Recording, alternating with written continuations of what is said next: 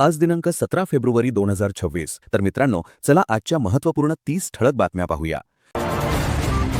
नमो शेतकरी महासन्मान योजने हप्ता अपडेट. नमो शेतकरी महासन्मान योजनेचा हप्ता एका क्लिकवर जमा करण्यात आल्याची माहिती देण्यात आली आहे. या योजनेतून शेतकऱ्यांना अतिरिक्त आर्थिक मदत मिळते, ज्यामुळे शेतीसाठी लागणाऱ्या बियाणे, खते, औषधे आणि इतर लहान मोठ्या खर्चाची पूर्तता करणे सोपे होते. राज्यातील लाखो शेतकरी या हप्त्याच्या प्रतीक्षेत होते आणि आता टप्प्याटप्प्याने निधी खात्यात जमा होण्याची प्रक्रिया सुरू आहे. पीएम किसान आणि आधार लिंक नसलेल्या शेतकऱ्यांचा हप्ता थांबण्याची शक्यता. देशातील 30 लाखांहून अधिक शेतकऱ्यांची बँक खाती आधारशी जोडलेली नसल्यामुळे त्यांना पीएम किसान योजनेचा पुढील हप्ता मिळण्यास अडचण येऊ शकते. महाराष्ट्रातील सुमारे 2 लाख शेतकरी यामध्ये आहेत. शासनाने स्पष्ट केले आहे की ई-केवायसी व आधार लिंक पूर्ण न केल्यास 2,000 रुपयांचा हप्ता थेट खात्यात जमा होणार नाही. 30 जूनपूर्वी कर्जमाफीसाठी कर्जाचा डेटा मागवला. सरकारने कर्जमाफी धोरणासाठी बँकांकडून 30 जूनपर्यंतच्या थकीत कर्जाची माहिती मागवली आहे. यामुळे पात्र शेतकऱ्यांची अचूक यादी तयार केली जाणार आहे. अंदाजे 25 लाख शेतकऱ्यांना याचा थेट लाभ मिळू शकतो. विशेषतः थकीत कर्ज असलेल्या शेतकऱ्यांसाठी ही प्रक्रिया महत्त्वाची ठरणार आहे. जिल्हा बँकेत 96,000 पीक कर्ज खातेदारांचा डेटा अपलोड केला.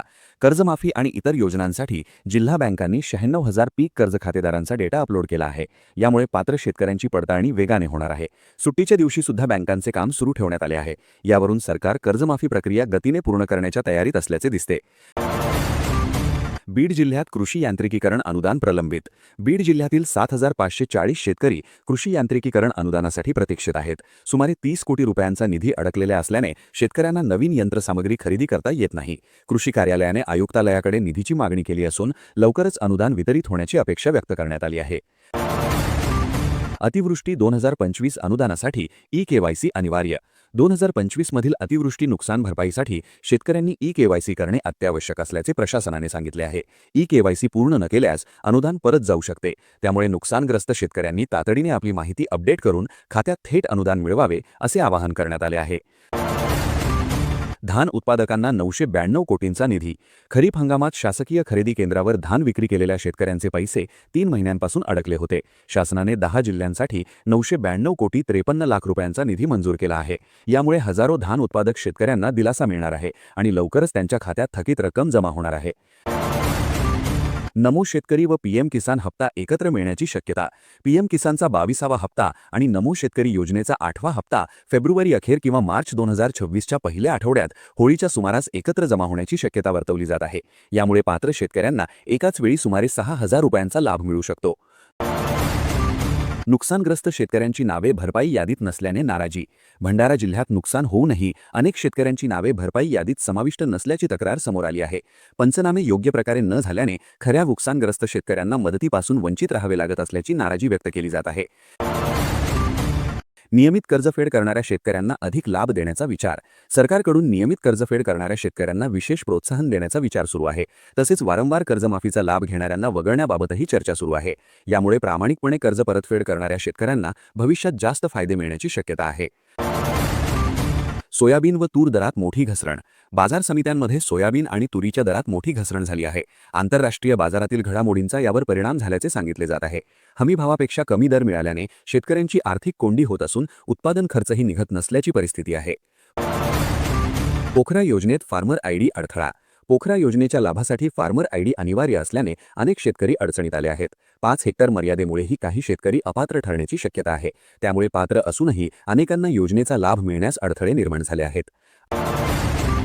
अतिवृष्टी नुकसान भरपाई अद्याप प्रलंबित.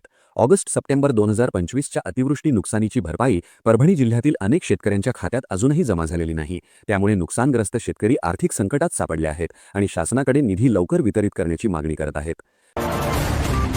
पीक विमा योजनेचे थकीत चुकारे. पीक विमा योजनेअंतर्गत सुमारे 313 कोटी रुपयांचे चुकारे थकीत असल्याची माहिती समोर आली आहे. अनेक शेतकऱ्यांना नुकसान भरपाई वेळेत मिळत नसल्याने विमा योजनेबद्दल नाराजी वाढत आहे. वेळेवर विमा रक्कम न मिळाल्यास शेतकऱ्यांचे पुनर्भांडवल करणे कठीण होते.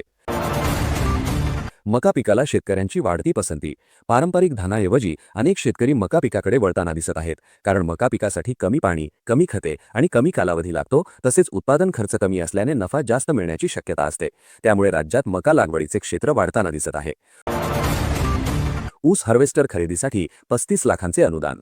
केंद्र सरकारकडून ऊस हार्वेस्टर यंत्र खरेदीसाठी सुमारे 35 लाख रुपयांचे अनुदान दिले जात आहे. आतापर्यंत राज्यात 600 हार्वेस्टरची खरेदी झाली आहे. ऊसतोड मजुरांची कमतरता लक्षात घेता ही यंत्रे शेतकऱ्यांसाठी मोठा पर्याय ठरताना दिसत आहेत.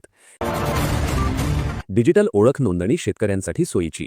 2 लाख शेतकऱ्यांची डिजिटल ओळख तयार केली जात आहे, ज्यामुळे शासकीय योजनांचा लाभ थेट आणि पारदर्शक पद्धतीने मिळणार आहे. वाशिम जिल्ह्यात पात्र शेतकऱ्यांची नोंदणी पूर्ण करण्यात आली आहे. भविष्यात सर्व योजनांसाठी ही ओळख उपयुक्त ठरणार आहे. कापसाचे दर घसरल्याने शेतकरी चिंतेत आहेत. कापसाच्या दरात अचानक घसरण झाल्यामुळे शेतकरी आर्थिक अडचणीत आले आहेत. भाव वाढल्यानंतर केवळ 8 दिवसातच दर कमी झाले असून हंगाम 2 महिने आधी संपण्याची शक्यता व्यक्त केली जात आहे. यामुळे कापूस उत्पादक शेतकऱ्यांचे नुकसान होण्याची भीती वाटत आहे. आंबा बागायतदारांचे मोठे नुकसान. निसर्गाच्या बदलत्या हवामानामुळे आंबा मोहर जळून खाक झाल्याने बागायतदार शेतकरी संकटात सापडले आहेत. उत्पादन घटण्याची शक्यता असल्याने आर्थिक फटका बसणार आहे. नुकसान भरपाईसाठी तहसीलदारांकडे मागणी करण्यात आली आहे. नमो शेतकरी 8व्या हप्त्याची प्रतीक्षा. सुमारे 2.84 लाख शेतकरी नमो शेतकरी योजनेच्या 8व्या हप्त्याच्या प्रतीक्षेत आहेत. मागील 6 महिन्यांपासून हप्ता न मिळाल्याने शेतकऱ्यांमध्ये नाराजी आहे. शासनाकडून निधी लवकर वितरित करण्याची अपेक्षा व्यक्त केली जात आहे.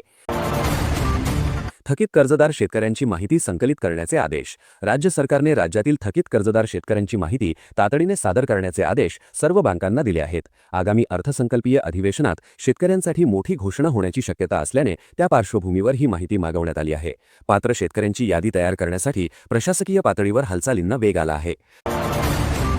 लाडकी बहीण योजनेचे जानेवारी महिन्याचे 1500 रुपये अजूनही पात्र महिलांच्या खात्यात जमा करण्यात आले नाही. याविषयी केव्हा घोषणा होणार याची माहिती अजूनपर्यंत सरकारकडून देण्यात आली नाही. त्यामुळे आता हे 1500 रुपये फेब्रुवारी महिन्याच्या शेवटपर्यंत जमा होण्याची शक्यता व्यक्त केली जात आहे. अभिनेता विजय देवराकोंडा आणि अभिनेत्री रश्मिका मंदाना यांच्या लग्नाची पत्रिका व्हायरल झाली आहे. यामध्ये त्यांचे लग्न 26 फेब्रुवारीला होणार असा उल्लेख आहे, तर रिसेप्शन 4 मार्चला हैदराबादच्या ताज कृष्णा हॉटेलमध्ये असेल अशी माहिती समोर आली आहे. दरम्यान गेल्या अनेक वर्षांपासून रश्मिका आणि विजय रिलेशनशिपमध्ये असल्याची चर्चा आहे. त्यांनी अधिकृतपणे कधीच आपल्या नात्याची कबुली दिली नाही. सोन्याच्या दरात आजही 1400 रुपयांची घसरण झाली आहे. गेल्या 15 दिवसात सोन्याचे भाव तब्बल 14,000 खाली आहेत. मुंबईत आज 24 कॅरेट सोन्याचे प्रति 10 ग्रॅमसाठीचे भाव 1,56,000 आले आहेत, तर 22 कॅरेट सोन्याचे भाव 1,43,000 आहेत. याशिवाय चांदीचे भाव 7,000 घसरले असून चांदी मुंबईत किलोमागे 2,68,000 आहे. जम्मू आणि काश्मीरचे मंत्री जावेद अहमद राणा यांनी पाकिस्तानला जाणारे पाणी रोखणार असे पुन्हा एकदा स्पष्ट केले आहे. पंजाब आणि जम्मू काश्मीरच्या सीमेवर शाहपूर कांडी डॅमचे काम 31 मार्चपर्यंत पूर्ण होणार आहे आणि यामुळे रावी नदीमधून पाकिस्तानला जाणारे अतिरिक्त पाणी रोखले जाणार आहे. ही योजना पूर्ण झाल्यास पंजाबमध्ये 5,000 आणि जम्मू काश्मीरमध्ये 32,173 हेक्टरवरील शेतीला फायदा होणार आहे. महाराष्ट्र दहशतवाद विरोधी पथकाने राज्यात मोठी शोध मोहीम राबवत 21 ठिकाणी एकाच वेळी छापेमारी केली. यवतमाळमधील 14 आणि अहिल्यानगरमधील 7 ठिकाणांचा यात समावेश आहे. संशयित दहशतवादी कारवाया व तरुणांच्या ब्रेन वॉशिंगबाबत मिळालेल्या गुप्त माहितीवरून ही कारवाई करण्यात आली आहे. यावेळी आक्षेपार्ह कागदपत्रे व इलेक्ट्रॉनिक उपकरणे जप्त करण्यात आली आहेत आणि अनेक संशयितांची चौकशी सुरू आहे. यामुळे राज्यात मोठी खळबळ उडाली आहे. पगारदार वर्गासाठी आनंदाची बातमी आहे. 1 एप्रिल 2026 पासून देशात नवीन आयकर नियम लागू होणार आहेत. यामुळे नोकरदारांच्या टेक होम सॅलरीत वाढ होणार आहे. नवीन मसुद्यानुसार HRA-वरील 50% कर सवलतीसाठी आता पुणे, बंगळुरू आणि हैदराबाद सारख्या शहरांचा समावेश करण्यात आला आहे. तसेच मुलांचा शिक्षण भत्ता 100 रुपयांवरून थेट 300 रुपये प्रति महिना केला आहे. याचा फायदा जुन्या कर प्रणालीतील करदात्यांना मिळेल. केंद्र सरकारने टॅक्स नियमात बदल केल्यामुळे नोकरदारांचा फायदा होणार आहे. नवीन नियमांनुसार स्टँडर्ड डिडक्शन 50,000वरून 75,000 करण्यात आले आहे. यामुळे पगारातून कापला जाणारा टॅक्स कमी होईल आणि कर्मचाऱ्यांच्या हातात जास्त पैसे येतील. हा बदल प्रामुख्याने नवीन कर प्रणाली निवडणाऱ्यांसाठी आहे. यामुळे मध्यमवर्गीय कुटुंबांना महागाईच्या काळात थोडी अधिक आर्थिक मदत मिळणार आहे.